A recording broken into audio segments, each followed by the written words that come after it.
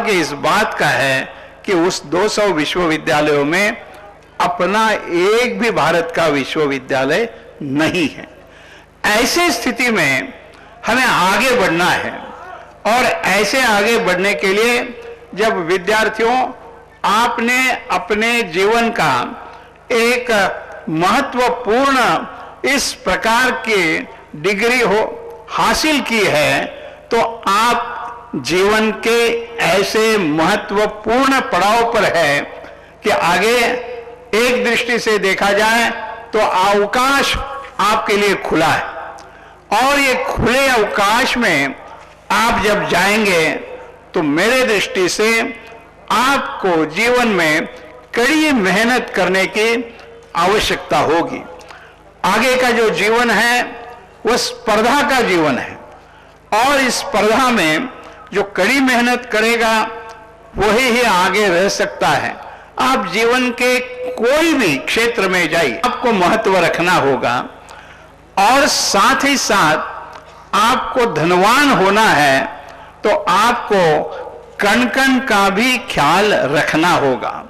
जो क्षण का ख्याल रखेगा, कण का ख्याल रखेगा, क्षण त्यागे कुतो विद्या। जिसने क्षण का ख्याल नहीं किया है उसको कहां से विद्या मिलेगी। और कण त्यागे कुतो विद्या, जिसने कण का ख्याल नहीं किया है उसको कहां से धन प्राप्त होगा।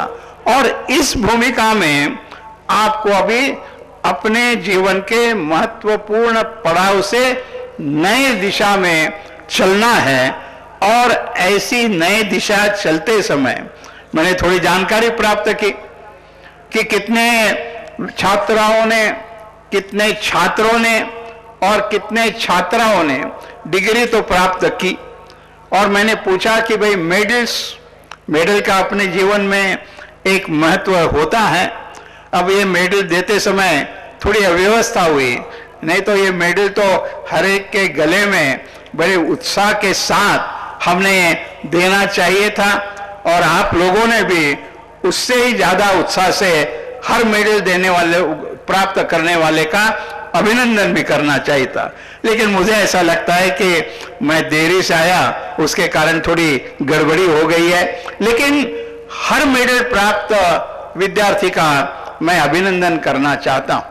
मैंने आंकड़े लिए और आंकड़े लिए तो मैंने बताया गया कि ये 46 लोगों को हम गोल्ड मेडल दे रहे हैं।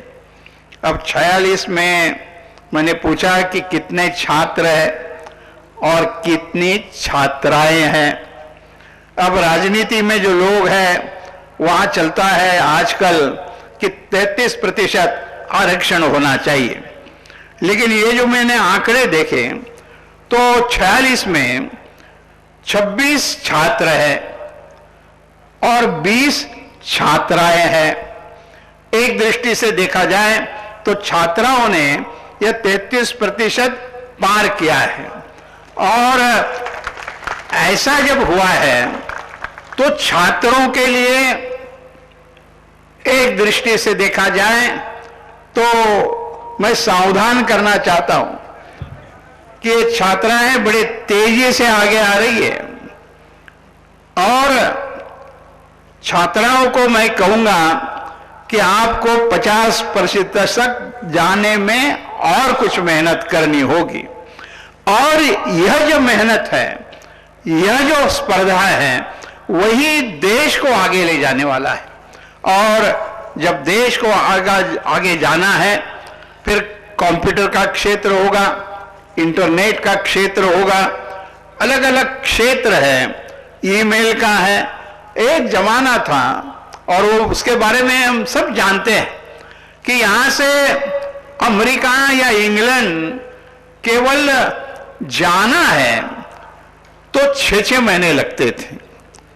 अब जाने में आपको 24 घंटे में आप जा सकते हैं। टेलीफोन पर बात करनी होती तो ऑर्डिनरी टेलीफोन होता था, फिर एक्सप्रेस टेलीफोन होता था, फिर लाइटनिंग कॉल चलता था। आज जमाना ऐसा है कि आप यहां से डायल भी करने की जरूरत नहीं है, खाली बटन दबाने की जरूरत है। आपने यहां बटन दबाया तो आप अमेरिका में या इंग्लैंड में जो भी बैठा है उसकी छवि देखते हुए उनसे बात कर सकते हैं। और यह जो प्रगति है, इस प्रगति में हम कहां खड़े हैं इसका हमेशा विचार करते रहना चाहिए। और विश्वविद्यालय में भी केवल डिग्री देना इतना ही काम नहीं है, तो हमें अनुसंधान भी करना है। तो अनुसंधान क्षेत्र में हमको अच्छा लगता है जब हम पढ़ते हैं, देखते हैं कि हम मंगल पर पहुंचे, लेकिन हम मंगल पर पहुंचे हैं, लेकिन उसमें मेरा कितना योगदान है यह भी हमने सोचना चाहिए।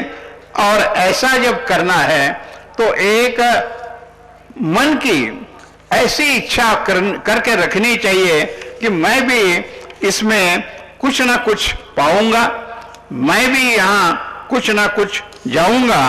और इसलिए एक दृष्टि से अनुसंधान, एक दृष्टि से ज्ञान प्राप्त करना, और यह जब हम करते हैं उसके लिए यह दीक्षांत समारोह होता है जो आपको प्रतिज्ञा दी है।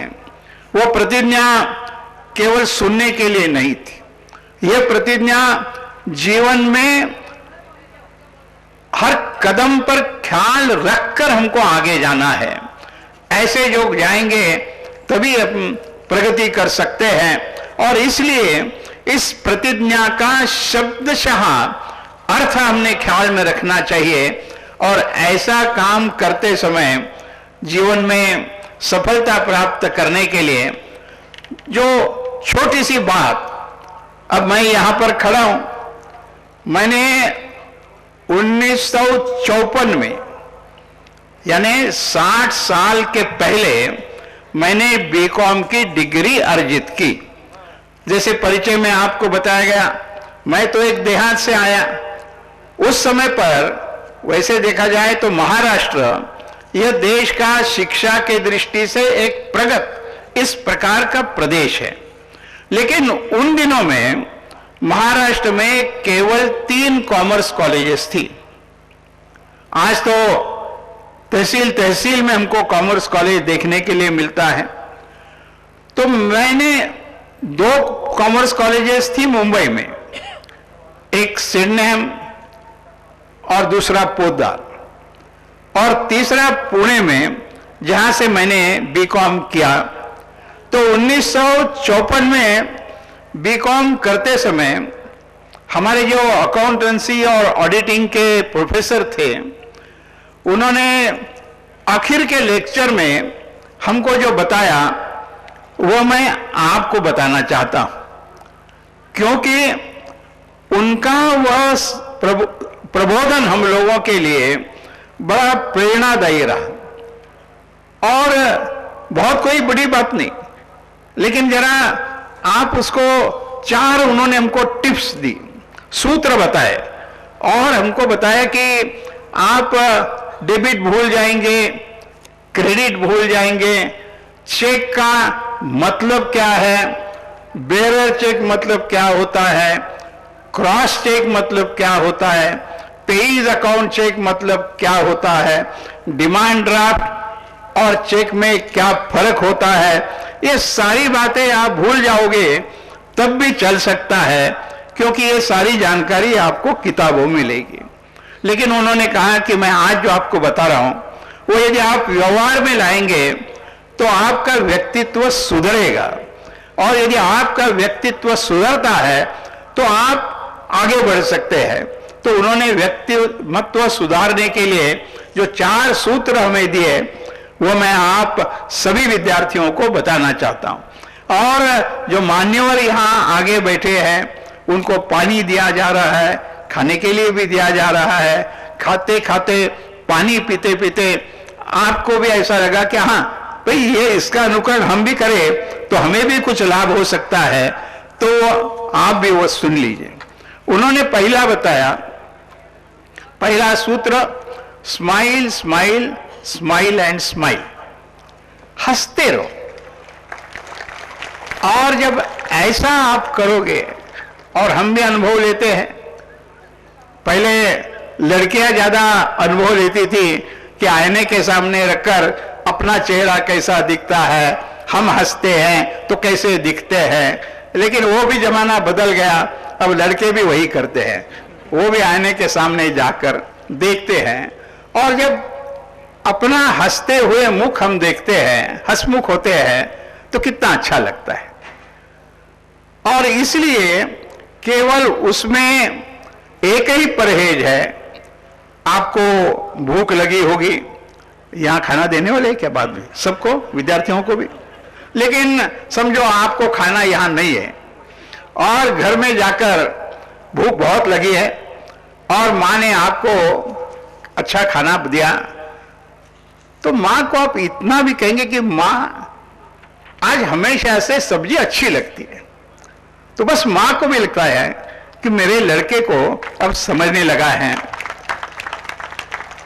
और यदि आप यहां से गए और कोई कारण कभी कभी घर में होता है, पति पत्नी का ज्यादा गर्मा गर्म बात भी होती है, समझो गर्मा गर्म बात चली है और उसमें जाकर आप हंसने लगे और कहेंगे उनको कि राम नाईक ने हमको बताया कि हंसते रहो, तो फिर आपका क्या होगा, उसका भी आप विचार कर सकते हैं। तो परहेज हर बात के लिए होती है। दूसरा सूत्र उन्होंने बताया कि एप्रिशिएट, एप्रिशिएट एंड एप्रिशिएट। जो भी कोई अच्छा करता है उसका गुण ग्रहण करने के लिए सीखो। वो मैंने कहने के बाद वो सब सामने बैठे हुए विद्यार्थी हंसते रहे। अब ये भी मैं जानता हूं कि वो एक दूसरे को बोलना नहीं आता है, इसके लिए समझाते भी है। बहुत अच्छा लगता है वो जब समझा रहे हैं तब। और दूसरा सूत्र एप्रिशिएट, एप्रिशिएट एंड एप्रिशिएट। आप गुण ग्रहण करना सीखो। और गुण ग्रहण करने के लिए ये जरूरी नहीं है कि बड़े लोगों ने छोटे का ही गुण ग्रहण करना चाहिए। छोटे को भी लगा कि अपनी मां ने अच्छा काम किया है, पिताजी ने अच्छा काम किया है, प्यून ने अच्छा काम किया है, छोटे आदमी ने भी अच्छा किया है, तब भी उसको बॉस हाँ तुमने अच्छा काम किया ये कह सकता है, तो उसको भी अच्छा लगता है। या प्यून ने भी बॉस को कहा कि साहब आपने आज अच्छा काम किया, तो बॉस को भी अच्छा लगता है। और इसलिए जो भी अच्छा काम करता है उसका गुण ग्रहण करने को सीखना चाहिए। तीसरी बात उन्होंने ये बताई, डोंट बिलिटल अदर्स। किसी की अवमानना मत करो। मनुष्य का स्वभाव होता है अहम बढ़ाने का। मैंने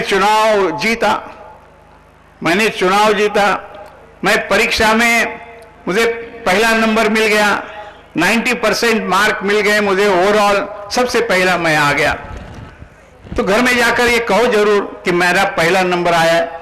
लेकिन मेरा पहला नंबर आया ये कहते समय यदि आप यह भी कहेंगे कि वो लड़की 24 घंटे दिन रात पढ़ाई करती थी, लेकिन मेरा पहला नंबर आया, उसका दूसरा आया।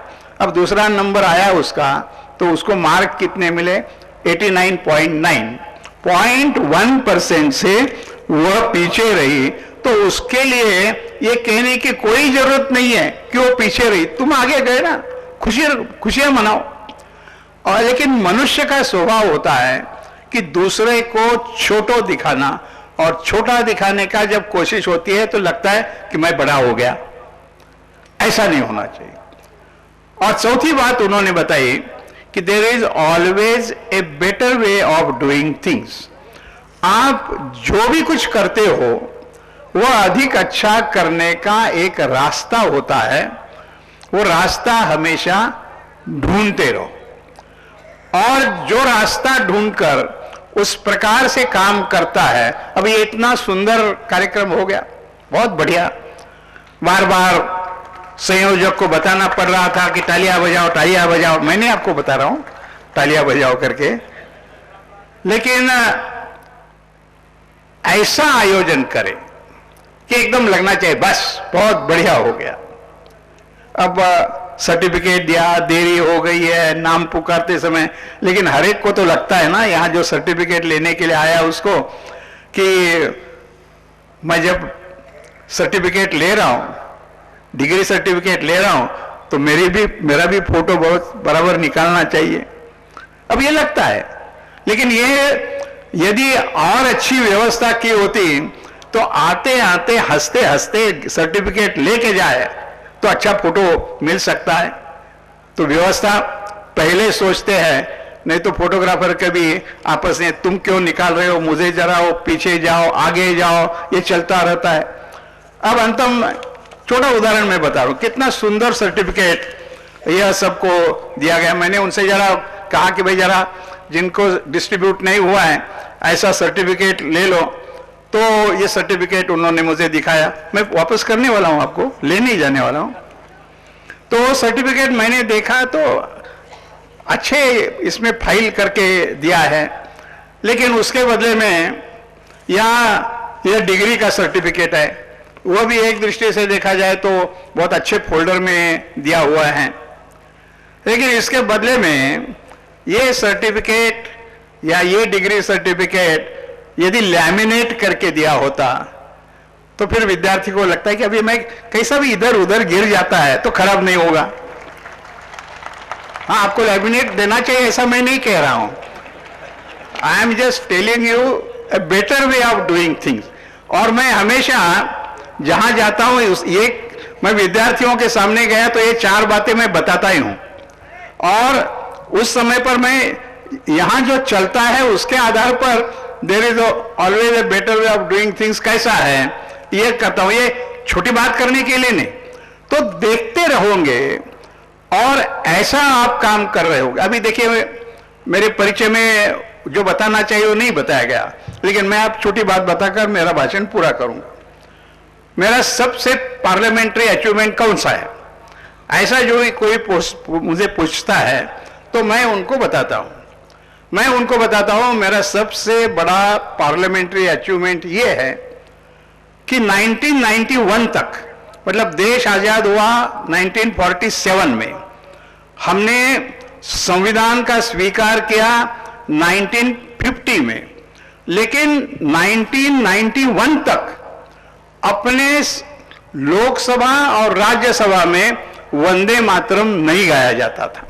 तो मैंने प्रस्ताव रखा, सबके सहमति मनाने की कोशिश की, और मेरे प्रस्ताव के कारण 1991 में पहले दफे लोकसभा में वंदे मातरम गाया गया, और उसका मुझे आनंद है। क्यों?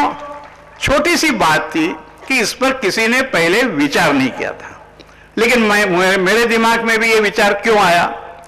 तो एक सांसद ने सवाल पूछा था कि क्या ये सच है। उस समय पर अपने शिक्षा मंत्री थे मध्य प्रदेश के अर्जुन सिंह, वो भी बड़े अच्छे पार्लियामेंट्रियन थे। तो सवाल ये था कि क्या ये सच है कि कुछ स्कूलों में राष्ट्रगीत गाया नहीं जाता है? उसका उत्तर दिया था कि हां ये सच है। दूसरा प्रश्न था कि उसका कारण क्या है? उसका उत्तर दिया था संभवतः उपेक्षा, उदासीनता, यह उसका कारण है। फिर तीसरा सवाल था कि फिर सरकार क्या कर रही है इसके बारे में? उसका उत्तर था कि सरकार ने और एक सर्कुलर निकालने का तय किया है। अब सरकार सर्कुलर निकालेगी और देश में सब जगह पर वंदे मातरम और जनगण मन गाया जाएगा, ऐसा ही था। उसमें से मैंने चर्चा छेड़ी और मैंने कहा कि अभी उन दिनों में दूरदर्शन पर क्वेश्चन आवर दिखाना शुरू हुआ था 91 में। तो मैंने कहा कि यदि हम यहाँ जनगण मन और वंदे मातरम गाएंगे तो सब देश देखेगा, और यदि यद आचरति श्रेष्ठा तदेव इतरे जना, जो बड़े लोग करते हैं वही, और ये सबसे बड़ी पंचायत है लोकसभा मतलब देश की। तो यदि हम यहाँ वंदे मातरम और जनगण गाते रहेंगे तो लोग भी, दुनिया भी ऐसा करेगी, विद्यार्थी करेंगे, बड़े करेंगे, नागरिक करेंगे। ये मेरा प्रस्ताव पास हुआ, और तब से संसद के हर सत्र में पहले दिन पर जनगण मन होता है और अंतिम दिन पर वंदे मातरम गा हो जाए। ये मुझे कैसे ख्याल में आया? तो दूसरे का सवाल मैंने देखा, पढ़ा, और मुझे लगा क्या बात है, चलो हम ऐसा कुछ करें। तो इसलिए छोटी छोटी बात में भी यदि आप ख्याल करते हैं तो कई बातें हो सकती है। मुझे ऐसा लगा कि जब आप विद्यार्थी इतने परिश्रम करने के बाद इतनी अच्छी डिग्री, अच्छे मार्क्स, अच्छे महाविद्यालय में, अच्छे यूनिवर्सिटी में करने के बाद जब आप दुनिया में जाएंगे तो ऐसा कुछ तय करके जाओ कि हाँ, मैं मेरे परिवार का, मैं मेरे गांव का, मैं मेरे कॉलेज का, मैं मेरे यूनिवर्सिटी का, मैं मेरे प्रदेश का, मैं मेरे देश का काम नाम ऊंचा हो जाए, ऐसा मैं करूंगा। ऐसा संकल्प करके उसके अनुसार आप व्यवहार करते हैं तो निश्चित तौर पर आज सार्थक होगा। बहुत बहुत धन्यवाद। नमस्कार। जय भारत। धन्यवाद महोदय। मेरा अध्यक्ष नाइस सोसाइटी डॉक्टर शोभित कुमार जी से अनुरोध है कि वो मुख्य अतिथि श्री राम नाईक जी को स्मृति चिन्ह भेंट करें।